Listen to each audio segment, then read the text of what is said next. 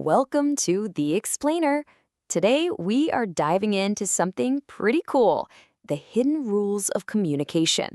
You know, that unspoken language we all just get without even really thinking about it. And you know who pointed this out perfectly? The comedian Jerry Seinfeld.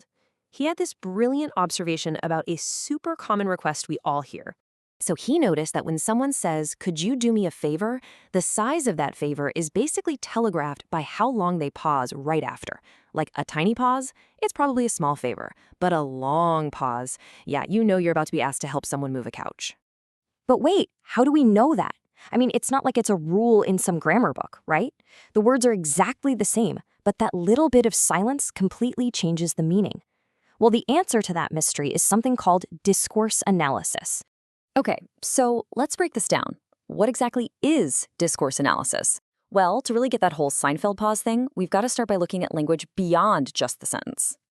So, really, discourse is just a fancy word for any connected piece of language. Think about it.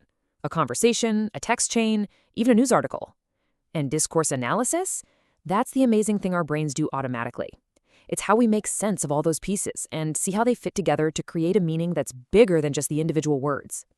Now, it's kind of helpful to compare this to something similar called pragmatics. Think of it like this. Pragmatics zooms in on just one single thing someone says, trying to figure out what the speaker really means. But discourse analysis, it zooms out.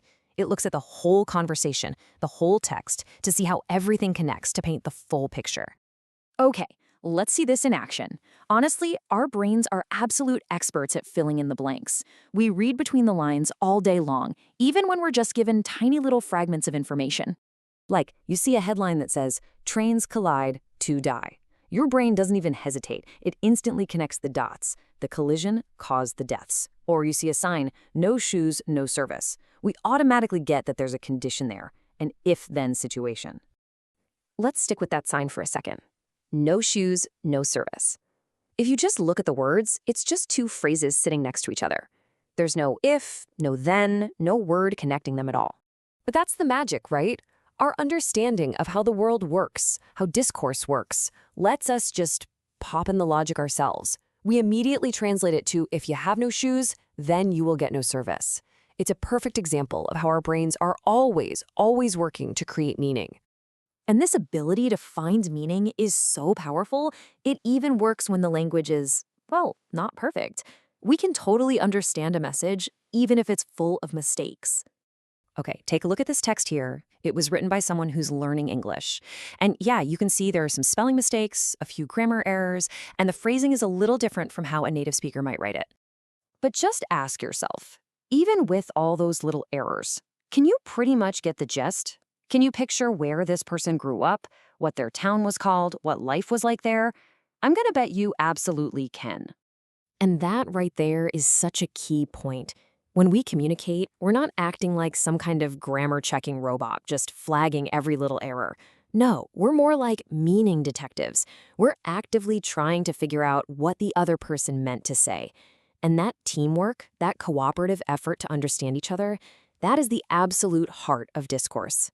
All right, so it's pretty clear we're all doing this discourse analysis thing constantly, so let's put your skills to the test with a quick little quiz.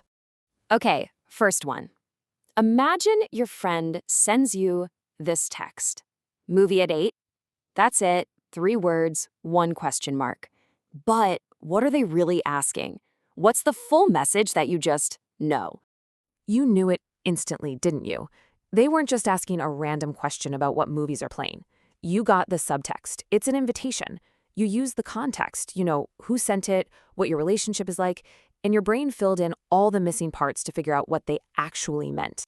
All right, next up is a classic. You might have seen this one before. Check out this headline. Grammatically speaking, it could mean 2 completely different things. So how does your brain decide which meaning is the one the writer was actually going for?